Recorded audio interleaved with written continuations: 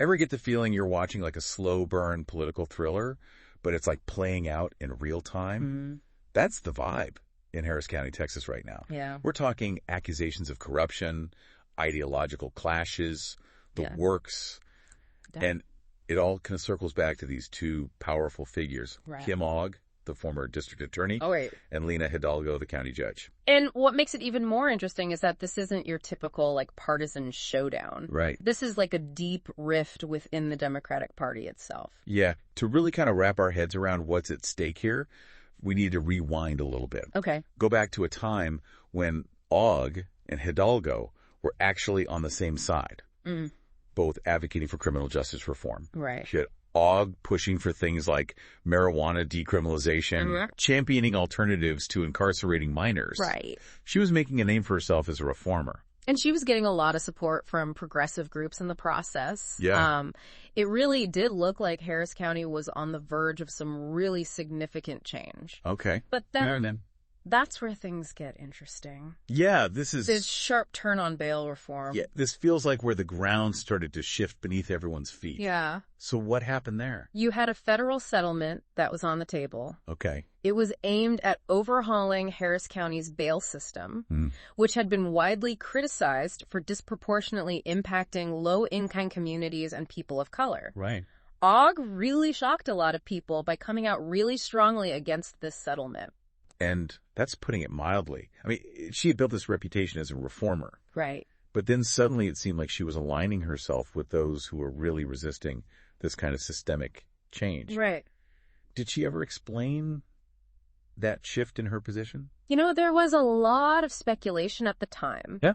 Some people argued that she was facing intense pressure from more conservative elements within the Democratic Party. You know, maybe they were concerned about her appearing soft on crime in an upcoming election. Makes sense. Right. Yeah.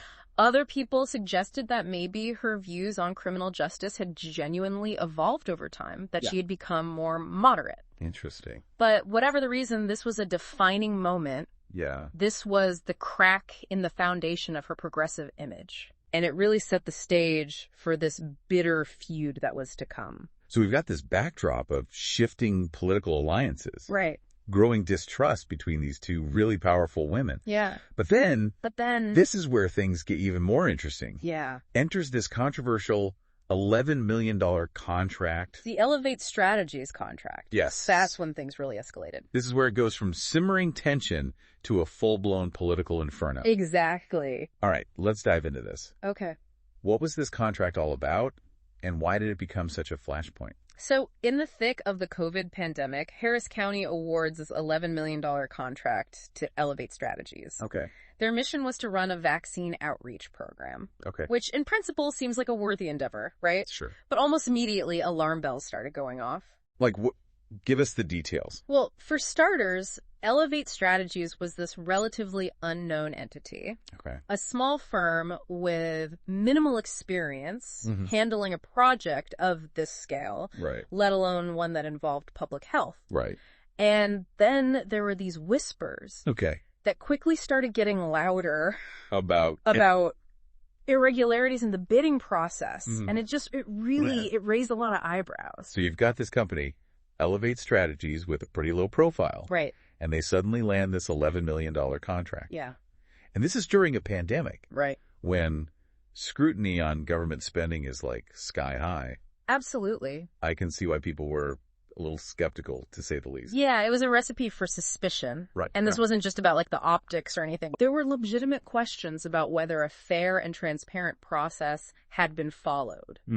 And remember, this is all happening against the backdrop of already heightened tensions between Ogg and Hidalgo. Yeah. With that bail reform standoff still looming large. So trust is already in short supply. Right. And then you have Ogg with her background as a prosecutor, someone who's made her career on uncovering corruption. Right. And she sees this contract. Yeah. Sees these whispers about irregularities. It's like someone handed her a match and pointed her toward a powder keg. Yeah, that's a pretty good analogy. Right. Ogg launches a full-blown investigation into this contract. And this is where things get really interesting. Okay. Because it's not just about potential misconduct in awarding the contract itself. It's about who gets caught in the crosshairs. And those caught in the crosshairs were 3 of Hidalgo's top aides. That's right. Yeah. Indictments are handed down. Wow. And suddenly, this relatively obscure contract dispute becomes front-page news. Wow. Hidalgo's team is accused of essentially rigging the bidding process to favor Elevate strategies. Well, a defense. They denied any wrongdoing. Okay. They said that the charges were politically motivated, that this was a blatant attempt by Ogg to take down Hidalgo and to derail her progressive agenda. Right. So this is where that whole narrative of a witch hunt really starts to take hold. Exactly. Particularly among progressive activists and commentators. So let's talk about that witch hunt narrative for a second. Okay. Because it seems like that's when this very local feud in Harris County starts to really capture the attention of the entire country. It became a national story, absolutely. Yeah. You had media outlets from across the political spectrum weighing in. Right. And they often frame the story through their own ideological lens. Right. And you have to remember, this is all happening at a time when the Democratic Party is really deeply divided. Yeah. They're grappling with their own identity. Yeah, trying to figure out how to bridge this gap between the more progressive wing and the moderate wing of the party. Exactly. So this very local, very specific controversy in Harris County becomes this kind of Rorschach test for how people view the broader political landscape. Precisely. Right. If you already believe that establishment Democrats were using their power to quash progressive movements, this just confirmed your worst fears. Right. But if you were more aligned with the moderate wing of the party, you might have seen Ogg's investigation as a justified response to potential corruption. Right. So it really depended on. Yeah, it's in the eye of the beholder. Yeah, exactly. And just when you think it can't get any messier, Ogg makes a move that feels like something straight out of House of Cards. You're talking, of course, about her decision to hand the case over to Texas Attorney General Ken Paxton. Ken Paxton. Yeah. As in one of the most fiercely partisan Republican figures in the entire state. Right. A man who at that point was facing his own legal troubles. The very same. Yeah. Yeah, it was a move that sent shockwaves through Texas politics. I bet. It really did. It seems like on a purely strategic level. Yeah. Bringing Ken Paxton into the mix would only serve to further inflame this already volatile situation. Right. Was there any attempt to explain this decision beyond, her just wanting to see the world burn? Well, Ogg defended her decision by saying she wanted to avoid any appearance of a conflict of interest. Okay. Given that she was about to leave office. Right. But let's be real. Yeah. Handing this politically charged case over to Paxton right before she walked out the door. It had a very hold my beer energy to it. It's hard to interpret it any other way. This wasn't just about recusal. It felt deeply personal, like a final parting shot in this bitter feud. So we're left with this almost Shakespearean level of drama. Yeah. Ogg just kind of exits the stage, leaving this politically charged case in the hands of Ken Paxton. Right. A man not exactly known for his subtlety or restraint. It was a grenade tossed into an already volatile situation. Yeah. And it makes you wonder at this point. Yeah. Was this about pursuing justice? Right. Or was it about settling scores? Right. And influencing the future of Harris County? Because remember, through all of this, the charges against Hidalgo's aides are still looming. Right. Did Paxton actually pursue those charges with the same kind of zeal that Ogg might have? Right. He did pursue the case. Okay. But it became increasingly tangled in legal challenges and delays. Okay. Some legal experts even argued that the case was weak from the start. That it lacked the kind of concrete evidence needed to really secure a conviction. There were even some allegations that Paxton's office was mishandling the case intentionally. Wow. To embarrass Hidalgo and maybe even damage her politically. It's like we're wading deeper into House of Cards territory here.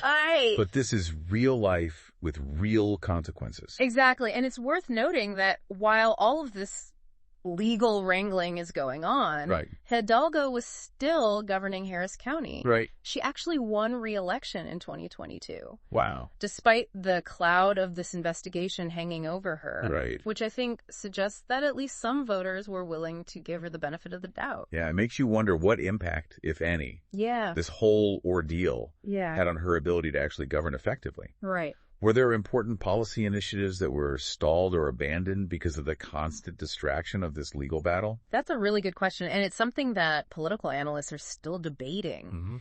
Some people argue that it made it really difficult for her to build consensus, to reach across the aisle and work with those who might have been inclined to see her as guilty by association.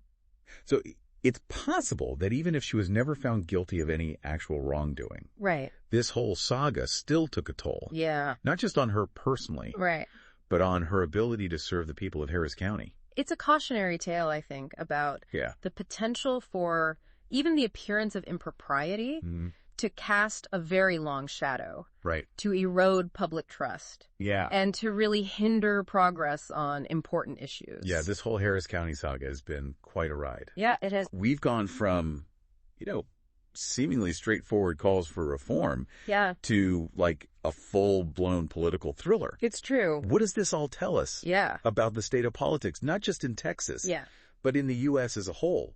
It's a stark reminder that the lines between politics, justice, and personal ambition can get incredibly blurry. Yeah. It also highlights the dangers of, just viewing everything through this really partisan lens, of rushing to judgment.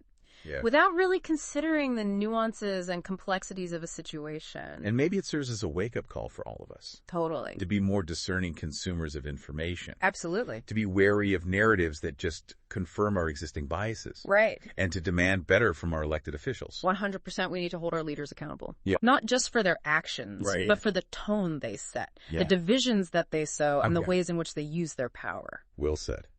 And on that note, we'll leave you with this thought. Okay. How often do we allow the pursuit of power to overshadow the pursuit of justice, of progress, of a better future?